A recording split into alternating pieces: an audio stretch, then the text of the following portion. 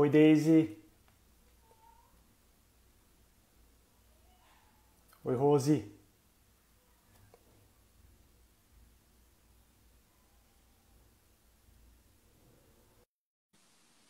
Oi, Juliana. Então, Vamos ver o ainda que bem. acontece agora, É, né, Antônio? vamos esperar uns minutos aqui só para as pessoas se conectarem e a gente já pode começar. Tá bom.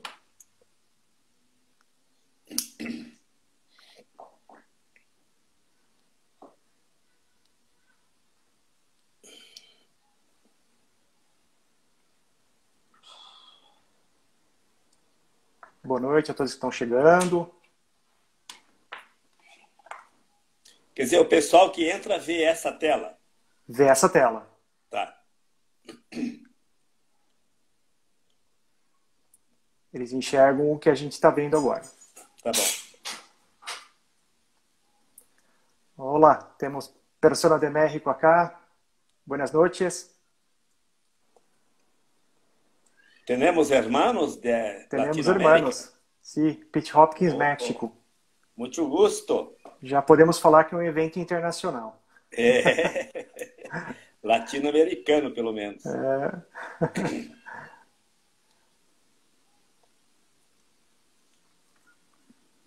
Muito bem, dá uns 2 minutos, a gente já começa. Lembrando que a live ela tem uma duração de 1 hora, né? Então, depois de 1 hora, ela vai terminar automaticamente. Então, um pouco antes das 9 horas, a gente interrompe para fazer um encerramento. E Sim, aí a gente fecha às 9. tá bom. Então é melhor começar, né, Antônio Carlos? Tem muita coisa. Podemos, já tem 25 pessoas. Vamos começar então. Bom, boa noite a todos. Eu sou o Antônio Carlos Papes, o pai do Caio e do Lucas. O Lucas tem 9 anos agora e tem a síndrome de Pitt-Hopkins. E a Associação Pitt-Hopkins Brasil, que reúne as famílias brasileiras, aqui está realizando uma série de lives para divulgar as informações sobre a síndrome de Pitt-Hopkins. Isso é parte de eventos relacionados ao dia 18 de setembro, que é o Dia Mundial de Conscientização da Síndrome de Pitt-Hopkins. Os primeiros casos aqui no Brasil foram diagnosticados em 2010 e agora, hoje, nós já somos 31 famílias no Brasil já com diagnóstico e já dentro da nossa associação. Nessa live de hoje, a gente tem a honra de conversar com o Dr. Décio Brunoni. Ele é médico geneticista, sócio fundador e honorário da Sociedade Brasileira de Genética Médica, professor titular do Programa de Pós-Graduação em Distúrbios do Desenvolvimento da Universidade Presbiteriana Mackenzie. O Dr. Décio coordena o primeiro estudo no Brasil sobre a síndrome de Pitt-Hopkins, que está sendo realizado pela equipe do TEA, na Universidade de Mackenzie, e conta também com a participação do Dr. José Salomão Schwartzman. Eu quero deixar aqui um agradecimento especial para o Dr. Décio, para o Dr. Salomão e para toda a equipe do Mackenzie pela realização desse projeto e também por todo o carinho e por todo o acolhimento para as famílias Pitt-Hopkins. Eu deixo aqui então a palavra para o Dr. Décio e eu vou passar aqui os slides, então, para a gente poder iniciar. Dr. Décio, com você. Ok, boa noite a todos. Então, é um prazer estar aqui. A gente já está trabalhando, então, aí com o grupo dos pais da síndrome de Pitt-Hopkins. E essas parcerias entre as organizações de pais e da universidade, elas são muito produtivas no mundo todo. E aqui no Brasil existem inúmeras associações de pais e famílias de síndrome genéticas que fazem isso. Então, para nós é um prazer muito grande e, como nós vamos ver aqui, já conseguimos realizar alguns produtos importantes para a comunidade científica de uma maneira geral e para as famílias também. Então, podemos começar, Antônio Carlos? Muito bem, eu não sei como é que é a visualização de vocês, mas de qualquer maneira eu vou descrevendo o slide. O que nós temos, o que está sendo mostrado aqui nesse slide, então, é um dos artigos mais completos a respeito da síndrome que surgiu de um consenso internacional realizado na Europa, com inúmeros pesquisadores, principalmente da Europa, que foram os primeiros, então, a descrever, tanto clinicamente como do ponto de vista genético, a síndrome. E, de maneira que esse estudo que a gente está fazendo no Mackenzie, que é uma investigação genético-clínica da síndrome, é em grande parte baseado, então, nesse consenso internacional. Seguinte. Nesse consenso internacional, então, nós tem a primeira coisa é a apresentação da síndrome, né? Vocês estão vendo aí, não sei com que qualidade estão vindo, mas vocês estão vendo lá em cima que começa, então, falando que a síndrome de Pitt-Hopkins, ela tem um registro, um catálogo, que vocês estão vendo aí, MIM, e uma numeração. Esse MIM é de um organismo internacional, chama Mendelian Inheritance in Man. Se você colocar no Google MIM, você tem um acesso gratuito, é uma base de dados de todas as síndromes genéticas, e lá vocês vão encontrar, então, a informação atualizada sobre qualquer síndrome que queiram. Dessa primeira apresentação, então, a gente diz aqui duas coisas importantes. Primeiro, que a síndrome está relacionada a uma alteração que acontece numa região cromossômica específica, no cromossomo 18, e envolve um gene específico, que é o TCF4. Então, a nossa live aqui vai tratar muito disso. E para tratar disso, nós precisamos dar uma recordadinha em conceitos básicos de genética. Seguinte. Podemos passar, Antônio Carlos? Isso. Aqui, então, vocês têm um resumo do que é o material genético. Na parte de baixo tem um cromossomo. Essa imagem eu acho que todo mundo reconhece, porque é a imagem de um cromossomo metafásico, que é uma estrutura, uma macroestrutura molecular, na verdade, formada mais por proteínas do que pelo ácido desoxirribonucleico, DNA, e é a imagem dos cromossomos que é possível de ser vista no microscópio óptico comum, no exame chamado cariótipo. O DNA, a molécula de DNA, está intimamente relacionado ao cromossomo porque ela se empacota, da maneira que vocês estão vendo aí, em uma proteína globular que se chama histona, e de tal maneira, então, que uma molécula de DNA existe por cromossomo. Se essa molécula tivesse estendida, ela teria mais ou menos 1,5 metro, e ela fica compactada, então, numa dimensão na base de milimicras, né? De maneira que o material genético, então, são os cromossomos e os genes. Os cromossomos podem ser identificados pelo cariótipo, como nós vamos ver, e os genes por testes genéticos diversos, entre os quais pontua o sequenciamento. Seguinte.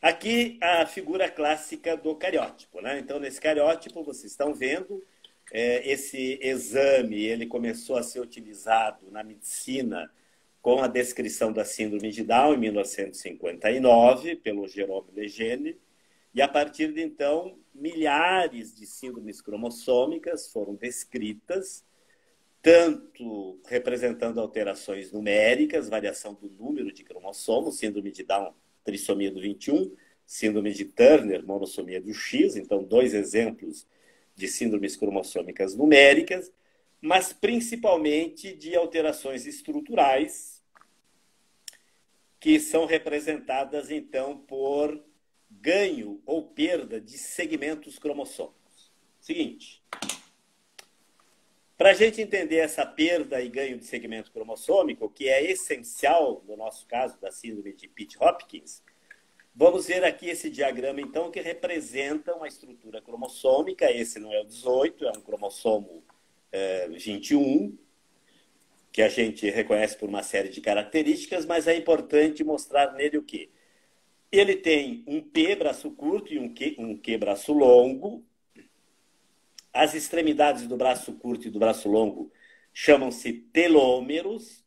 E na produção do cariótipo, a coloração utilizada na produção do cariótipo permite identificar faixas cromossômicas, como vocês estão vendo aí, que são as chamadas bandas.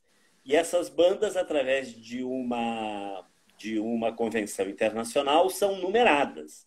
Então, vocês estão vendo aí que no braço curto desse cromossomo 21, que é o P, nós temos uma região 1 e sub-regiões 1, 2 e 3. E no braço longo, nós temos uma região 2, e com duas sub-regiões 1 e 2, e a sub-região 2 em 1, 2 e 3.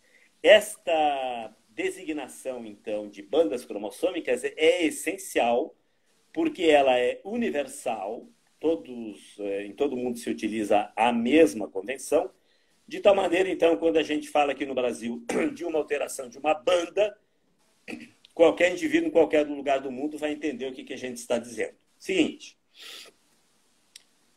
ao longo dos cromossomos, então, estão os genes. E isso aqui também a gente vai precisar entender mais ou menos como que é essa estrutura para depois interpretar as alterações ao longo do DNA dos indivíduos com a síndrome de Pitt-Hopkins.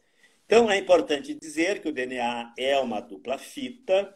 A grande importância do DNA é porque ele transcreve uma molécula de RNA mensageiro no núcleo das células, e essa molécula de RNA mensageiro migra para o citoplasma da célula, acopla-se a uma estrutura citoplasmática chamada ribossomo, e como ela traz o código genético, através desse código, no citoplasma, são encadeados aminoácidos, e a sequência de aminoácidos constituirá, então, a proteína.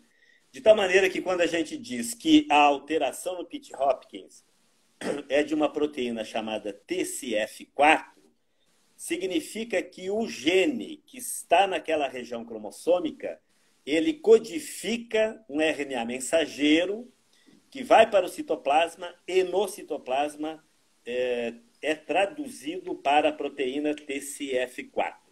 A mutação do gene acaba levando a uma mutação da proteína. E é a alteração proteica que vai ocasionar a disfunção celular e vai ser a origem, então, do quadro clínico das síndromes. Todo modelo é assim. O que mais que a gente precisa entender nessa estrutura gênica? É preciso entender que cada gene é delimitado num segmento molecular, que é uma sequência de nucleotídeos, que todo mundo tem em mente também, que são as famosas letras ACTG, adenina, timina, guanina, citosina, cuja sequência é particular para cada gene, e essa sequência ela é estritamente mantida através da evolução e através das espécies, de tal maneira que, se essa sequência for alterada de alguma maneira, isso representa uma mutação que vai ser, então, essa mutação traduzida, transcrita na molécula de RNA mensageiro e traduzida na sequência da proteína.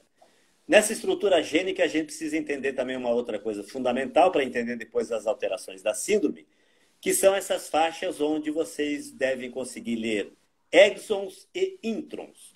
Os exons são as regiões codificadoras da sequência de DNA. E elas é que têm o maior interesse no estudo das mutações. É por isso que hoje, todas as famílias com a síndrome de Pitt-Hopkins e de outras síndromes gênicas, ouvem falar no sequenciamento do exoma. O sequenciamento do exoma é exatamente a sequência dos nucleotídeos, adenina, timina, citosina, etc., dos exons.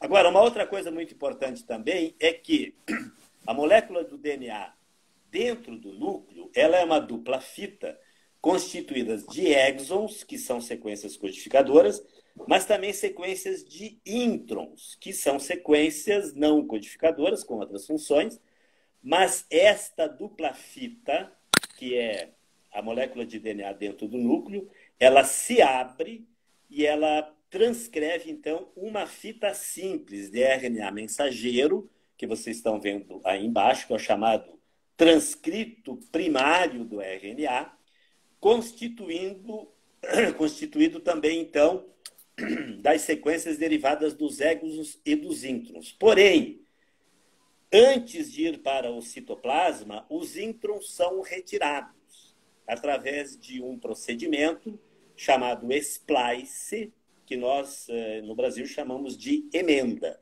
Então, os introns são retirados de tal maneira que o RNA mensageiro, que é a última figura de baixo aí, é ela que vai, então, lá para o citoplasma, acoplar-se ao ribossomo e realizar o encadeamento dos aminoácidos que estão no citoplasma da célula com o auxílio de um outro RNA, que é o RNA transportador. Seguinte, o grande avanço que nós tivemos, então, ao longo das décadas, foi na técnica de identificação do material genético. Vocês estão vendo aí à esquerda do slide, os anos 60, quando iniciou o estudo do cariótipo, ainda era muito rudimentar, praticamente era possível só identificar alterações numéricas, um cromossomo a mais, um cromossomo a menos, o que em termos genômicos é uma quantidade enorme, são bilhões de sequências nucleotídicas, e esses métodos foram se aperfeiçoando ao longo do tempo, de tal maneira aí que nos anos 70 e 80 nós temos o cariótipo com bandeamento. Então esse é um outro termo técnico importante para reter. Depois, nos anos 90, nós temos aquela figurinha ali, aparece uns brilhos, né?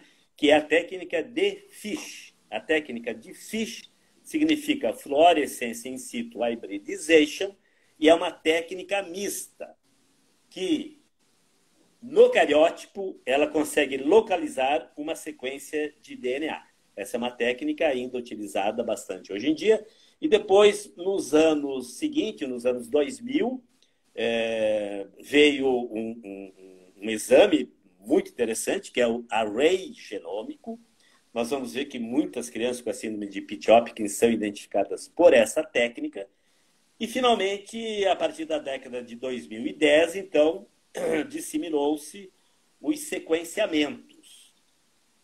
Vocês veem que as técnicas são diferentes e, possivelmente, nos próximos anos, a última técnica lá que está à direita, que é um sequenciamento, ela vai se tornar a técnica genética exclusiva, podendo identificar, se não todos, pelo menos 95% das alterações genéticas, né?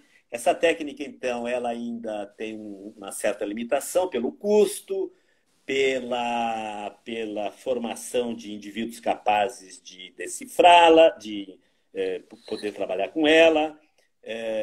Profissionais da bioinformática são essenciais para poder determinar essas sequências, e o sequenciamento é feito, então, ele é automatizado por máquinas chamadas sequenciadoras. Seguinte. No slide seguinte, a gente está vendo, então, uma outra coisa muito interessante, que é a progressão do nível de resolução que aqueles testes genéticos podem determinar. Aqui, a nossa explanação vai da direita para a esquerda. À direita, vocês estão vendo alterações de 10 MB a 100 MB. Se a gente considerar a unidade de informação de um computador, é 1 bit, né? Se a gente considerar uma unidade de informação de um nucleotídeo, é uma base. Então, a gente pode relacionar 10 megabases seriam 10 milhões de bytes de um computador. E você vê que as alterações cromossômicas, então, o cariótipo só consegue detectar no nível de 10 milhões de alterações de bases.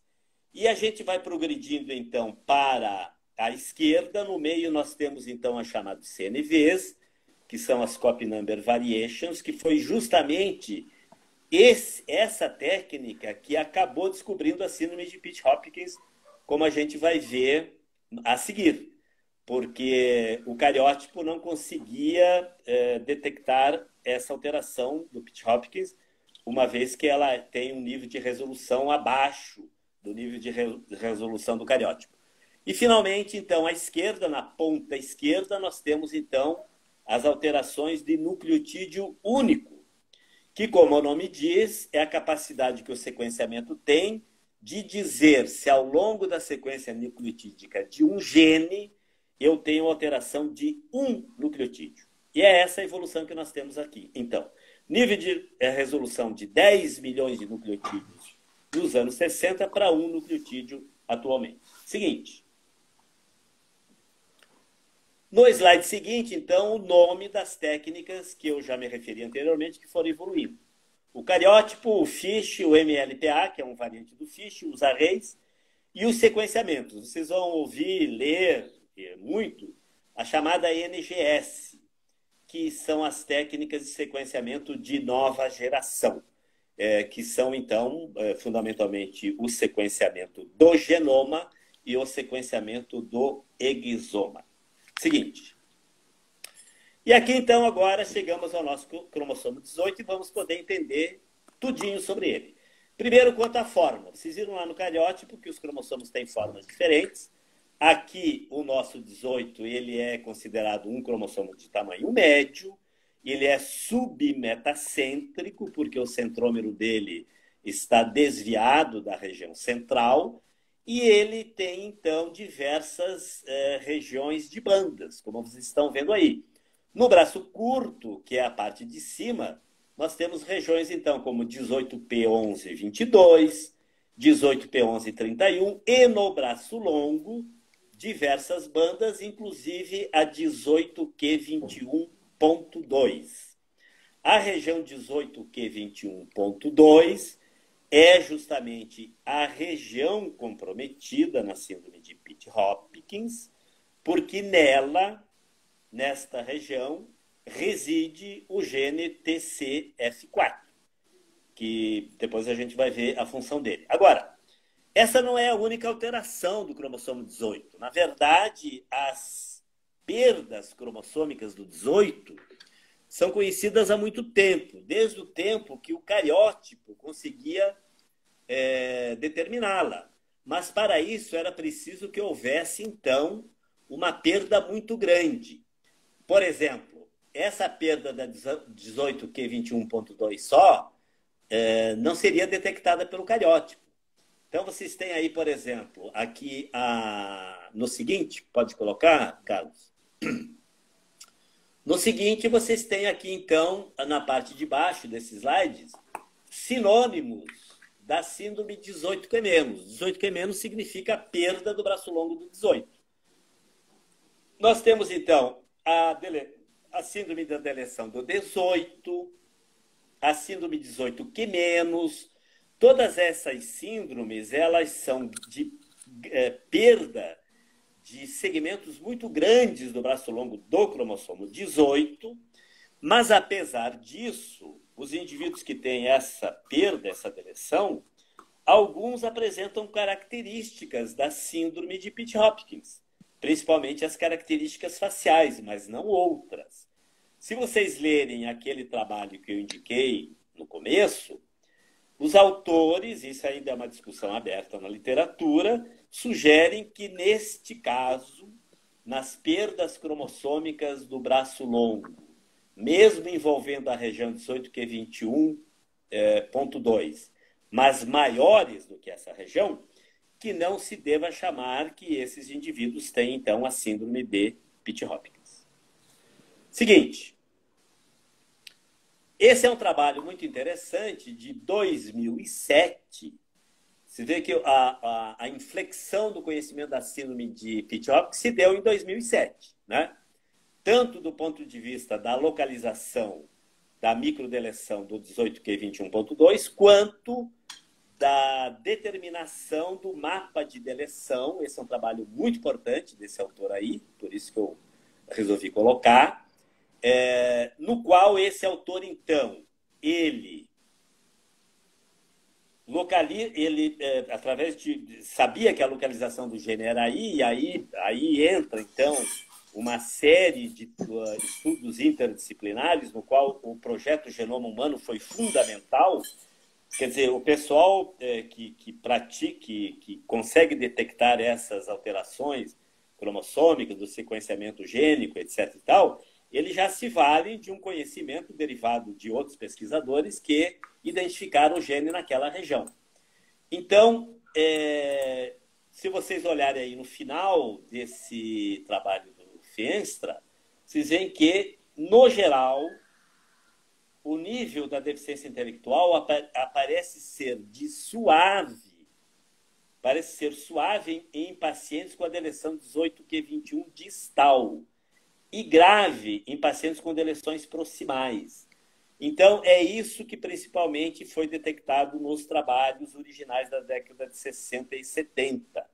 Os indivíduos com as síndromes de deleção do 18, via de regra, apresentam deficiência intelectual grave, enquanto que muitos pacientes com a síndrome de Pitt-Hopkins podem apresentar, então, um comprometimento intelectual não tão importante. Seguinte, do ponto de vista clínico, a história toda começou aqui, com esses dois autores, o Pitt e o Hopkins, que descreveram, em que eles tinham um projeto lá na Austrália, envolvendo o estudo de muitos indivíduos com deficiências intelectuais, e eles acabaram encontrando, então, pacientes que apresentavam uma característica facial que, na verdade, se fosse bem pesquisado, alguns com a síndrome 18q- também apresentavam, mas chamou muito a atenção desses autores as alterações respiratórias. Então, desde o início, com os trabalhos de Pitt-Hopkins, fica sendo essas características faciais com as alterações respiratórias, pode ser a hiperventilação, a aerofagia, paroxismo respiratórios, como uma marca fenotípica da síndrome de Pitt-Hopkins, apesar de que outras síndromes genéticas também apresentam hiperventilação. Por exemplo, a síndrome de Angelman, que no início era tida como um diagnóstico diferencial da síndrome de Pitt-Hopkins. Por que em 1978 o Pitt e Hopkins não conseguiram detectar a alteração genética? Porque eles fizeram o cariótipo nesses pacientes e o cariótipo foi normal. Foi normal porque o nível de resolução não era suficiente para determinar a alteração que eles têm. Eu não consegui, e eu acho que não tem, estudos moleculares desses pacientes originais do Pitt e do Hopkins. O Antônio Carlos até poderá me ajudar, porque, inclusive, esse artigo que estou apresentando para vocês aqui, ele é que conseguiu para mim, através dos seus contatos internacionais. Está anotado. Está anotado, né? Seguinte. No seguinte, nós vemos, então, um trabalho de 98, então agora de 98, que repetiu mais ou menos aquilo do Pitt e Hopkins. Uma síndrome com definição fenotípica com cariótipo normal. E aí nós já damos um pulo para 2006. Vocês veem que em 2006 nós temos essa publicação, é a seguinte, né? Seguinte. Depois desse, cara. Até agora estava indo bem, hein? Agora me perdi. Enquanto ele procura aí, eu já vou falando que o seguinte é muito interessante. É o do Peipo? Da Peipo, Da Peipo, ok. Da Peipo. É muito interessante porque a Peipo, ela publicou esse caso e fez uma revisão de outros da literatura. Então, em 2006, nós temos o seguinte. A literatura do Pitt Hopkins era toda essa que vocês estão vendo aí. 1, 2, 3, 4, 5 e o sexto artigo publicado em Clinical Dysmorphology, que é uma revista especializada da área, mostrando o caso 1 e 2. Então, até aqui, não se sabia qual é que era a alteração genética da síndrome de Pitt-Hopkins. A coisa toda explodiu em 2007, inclusive aí a PEIPO levou os 2 pacientes dela para essas publicações de 2007, e aí, nesses casos que tinham cariótipo normal, demonstrou-se, então, a alteração na região 18q21.2, ou então no gene TCF4. Seguinte. E aqui, então, nós temos coisas muito interessantes. Os 3 artigos em seguida que eu vou mostrar para vocês são de 2017. Desculpa, são de 2007. Então, o primeiro lá em cima, não sei se vocês conseguem ler, o autor é Amiel. Todos esses autores são de grupos europeus. E vocês veem, então, que, como está aí, né? Pessoal do INSERM, de Paris, e também auxiliados por gente do Instituto Sanger, de Cambridge, que era o pessoal que sabia fazer sequenciamento já gênico pelo método de Sanger. Então, o que aconteceu nesse artigo da Jeanne Amiel? Aconteceu que elas tinham um paciente, agora já o fenótipo Pitt-Hopkins já era melhor conhecido, é o que está representado, então, agora nós vamos ter que... Vai ficar complicado, porque nós precisamos ir para um seguinte e depois voltar. Isso. Tudo bem? Tudo bem. Então, está aqui, olha só. Na parte de baixo, vocês estão conseguindo ler o seguinte, que o paciente 1, vocês veem como é discreto o fenótipo facial do paciente 1. Né? No paciente 1, foi descoberto uma monossomia de 1,8 megabases, em 18q21.1. Então, vocês veem que uma deleção de 1,8 megabases está muito longe daquelas 10 megabases do cariótipo. Por isso que ela não foi identificada. Porém, ao buscar que genes existiam aí, os autores encontraram 2. O TCF4 e um outro gene. Portanto, os 2 eram candidatos. Evidentemente, aí, então, eles realizaram o sequenciamento dos 2 genes, e nos outros pacientes, agora a gente pode aproveitar aí para mostrar nessa figura, então, o paciente com 2,5 anos de idade, também um fenótipo não muito importante, e voltar para o anterior. Vamos voltar para o anterior. Aqui nós temos o paciente 2, que ele tem uma idade mais avançada, 11 anos, mas aparentemente ele, apesar de não ser descrito no artigo, aparentemente ele tem um quadro clínico mais comprometedor.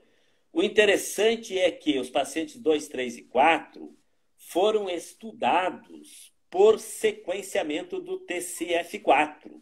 Eles não tinham microdeleção. Então, nesse trabalho original, já 2 tipos de alterações estão relacionadas à síndrome de Pitt-Hopkins. A perda da banda, com consequente perda do gene, e a manutenção da banda com mutação do gene.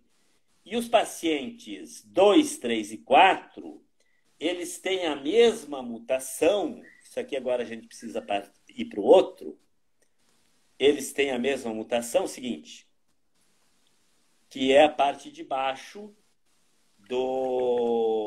desse texto, que diz o seguinte, que neles foi identificado uma mutação em heterozigose, quer dizer, num cromossomo só, na mesma região nucleotídica.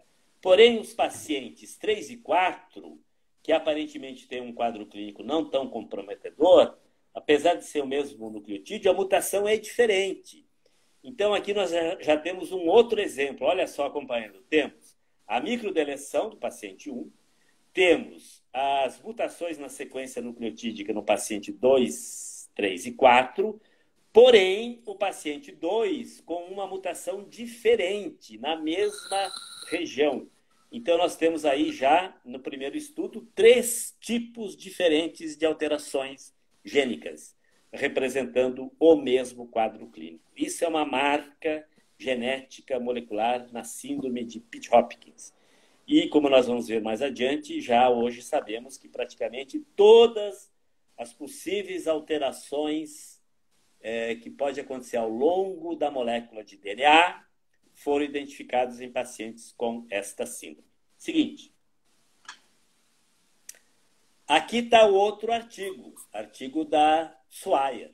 Todo esse pessoal depois juntou esses pacientes todos e fizeram, foram somando na literatura, e muitos desses pacientes e desses autores fazem parte daquele primeiro consenso internacional lá que eu mostrei para vocês.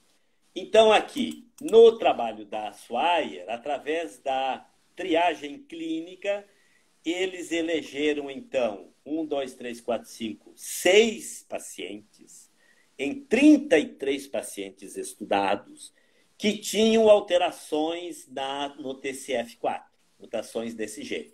Então, veja como é que a coisa começou a partir daí. Quer dizer, já se descobriu a galinha dos ovos de ouro, né? Quer dizer, o gene é esse. Se o indivíduo tiver um fenótipo compatível, vamos fazer lá a pesquisa da microdeleção na região. Se não tiver, vamos estudar o gene. Então, de 33 que eles estudaram, em 6 pacientes, eles encontraram a deleção. Você vê aqui, então, eu representei o paciente 3. Agora temos que ir para o seguinte.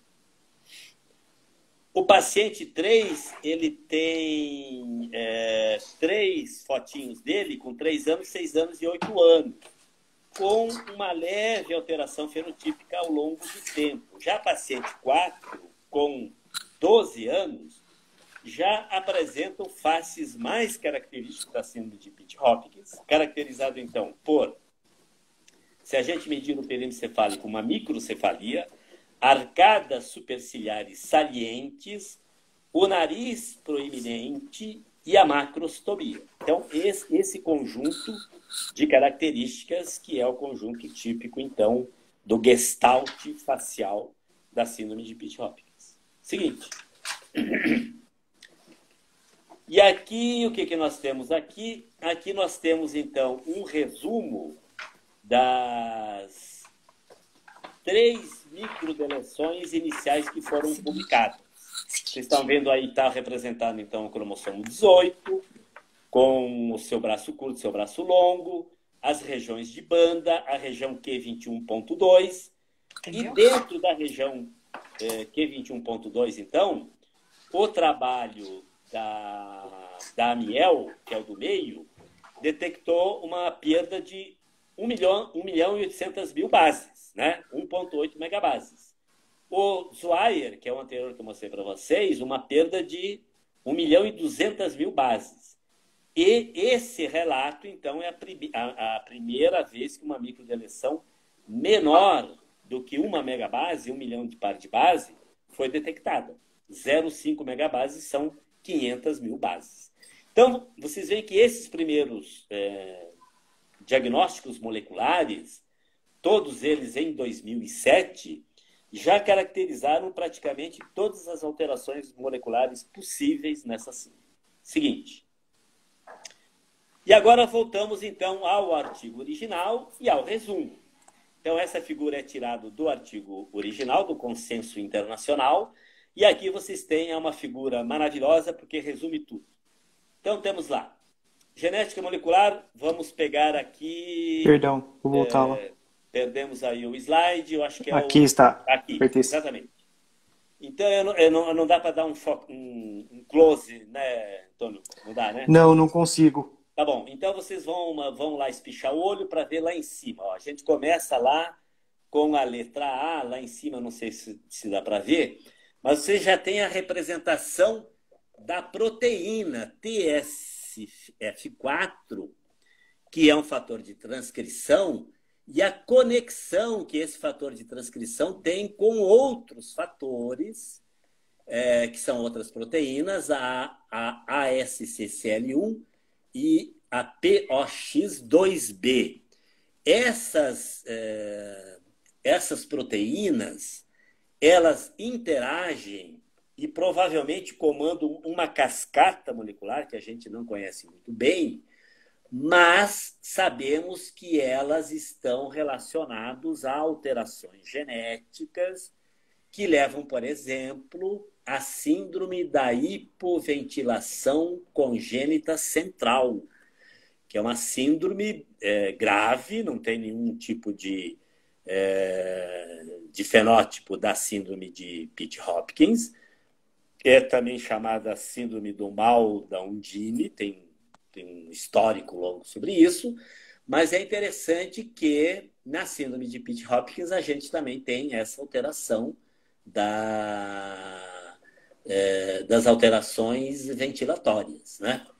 E tem uma outra proteína que interage ligada ao sistema noradrenérgico. Então, o sistema noradrenérgico também provavelmente está relacionado com a base fisiopatológica da síndrome. Aqui na parte de baixo, vocês têm um resuminho, então, que desbalanceamento cromossômicos inclui o TCF4, existem variantes do TCF4, já tem centenas de variantes, inclusive variantes não relacionadas ao fenótipo. De tal maneira que isso também pode acontecer. Às vezes, uma criança que tem uma síndrome cromossômica com alterações fenotípicas, deficiência intelectual, faz o sequenciamento do exoma e encontra uma variante no TCF4, e ela seria chamada de Pitt-Hopkins, mas na verdade não é. E nesse caso é muito interessante porque os autores do consenso internacional dizem que para estabelecer esse diagnóstico, nós temos que voltar à origem e ver, então, o que era a síndrome de Pitt-Hopkins no começo, né? Ou seja, aquele quadro de microcefalia, de macrostomia, de nariz proeminente e hiperventilação.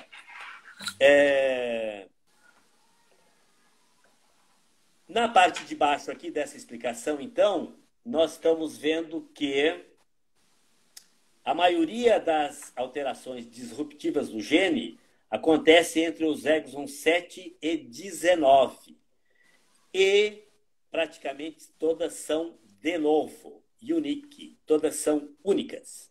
E significa, então, um outro conhecimento para as famílias que síndrome de Pitt-Hopkins com alteração do TCF4 são mutações de novo. Portanto, esses pais, essas famílias podem planejar outros filhos com risco de repetição extremamente insignificante. Apesar do que, biologia está cheia de exceções, né? Apesar do que existe, e o trabalho do consenso também descreve isso, um fenômeno chamado mosaicismo germinal, através do qual eu, por exemplo, não tenho a mutação da síndrome do Pitt-Hopkins e nem a síndrome em nenhum tecido meu. Mas, num ninho de células, no meu testículo, tem. Isso é chamado mosaicismo germinal. Então, se isso acontecer, na verdade, o meu risco não será um risco desprezível para um próximo filho. Ele será mais do que isso. E aí, por estudos empíricos, então, os autores estimam que esse risco é maior do que a provável taxa de mutação do gene, que está aí na faixa de 1 em 200 mil. Hoje à tarde eu e o Antônio fizemos um cálculo, então por esse cálculo nós teríamos aí no Brasil em torno de 1.000 pacientes com a síndrome. Precisamos identificar muitos outros, né? A associação está com 32, 33 famílias, né? Muito bem. Então, o fato de localizar-se em alguns exons também é típico das síndromes genéticas, porque ao longo dos exons, esses exons vão representar domínios proteicos. E as proteínas, elas têm funções diferenciais dependendo do seu domínio proteico. Então, algumas alterações num determinado ponto da proteína, ele pode ser mais danoso do que outro. E é isso que explica, então, a variabilidade clínica. Seguinte. Bom, aí, seguinte. Só um minuto. Tudo isso que eu estou falando para vocês,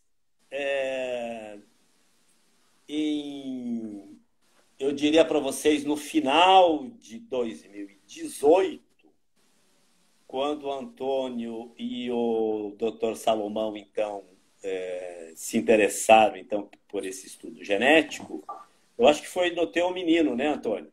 Foi do Lucas. Foi do Lucas. Muito bem. Isso tudo que eu falei para vocês, não sabia nada disso. Quer dizer, foi estudar de lá para cá. Mas aí, quando a gente chegou no dia, pode colocar o seguinte, quando a gente chegou... Não, o outro. Isso aí eu já expliquei. Seguinte. No seguinte, nós já estamos, então, no dia 30/11/2019, que é uma data marcante lá para o nosso grupo do Laboratório TEAMAC, porque foi neste dia que nós fizemos um mutirão e tivemos, então, a interação com uma série de crianças, de adolescentes, adulto, não me lembro se tinha algum, mas adolescente sim, né?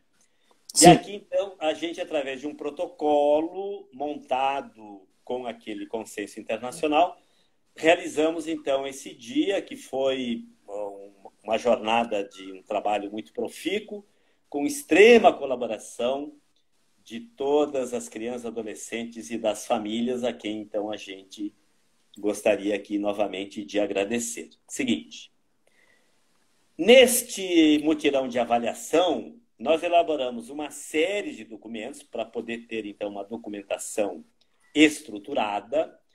E o que a gente ia fazer a partir de fevereiro de 2020 era contactar todas as famílias que não participaram do mutirão para obter informação sobre todas. E por aí, mais ou menos, a gente se perdeu com o advento do isolamento devido à pandemia. Mas agora, aproveitando essa live, então, essa apresentação vai ficar com vocês. Então, as famílias que não participaram do mutirão e quiserem participar agora dessa pesquisa, mande um e-mail para a nossa fonoaudióloga, a Andressa Gouveia de Faria Saad, que está escrito aí. Ela tem o kit Pitt Hopkins Mackenzie e vai encaminhar para vocês esse kit, então. E uma das produções que a gente quer fazer é baseado nesse kit. Antes de falar dele, seguinte... Só uma correção aqui, entre os pacientes, a gente tinha o Guilherme também com 20 anos, então já é um adulto. Ah, sim. Então, adulto também, né? Isso. Bom, e aqui tem atualmente a gente já tem um número maior de estudos moleculares. A Renata Manansaldi, que encaminhou esses 24, não são 24, na verdade, a gente nomeou os pacientes de 1 a 24. Mas vocês estão vendo agora que o teste genético realizado, olha só. O número 1 foi um painel LGS. Quer dizer, painel LGS significa que não havia uma suspeita clínica. Foi feito um painel com um monte de genes, através do sequenciamento do exoma, e foi detectada uma variante TCF4. Então, esse é uma maneira de fazer um diagnóstico. Paciente 2 já é completamente diferente. Foi encontrada uma alteração cromossômica e realizado um teste de Fish para dizer que aquela alteração cromossômica era realmente em 18q21.2, e também achou. O paciente 3 já é um outro tipo de exame, que é o Array CGH, encontrando uma deleção de 216 kb. E assim por diante. Ao longo dessas alterações aqui, vocês veem que nós temos praticamente todos os tipos de alterações moleculares que eu me referi anteriormente.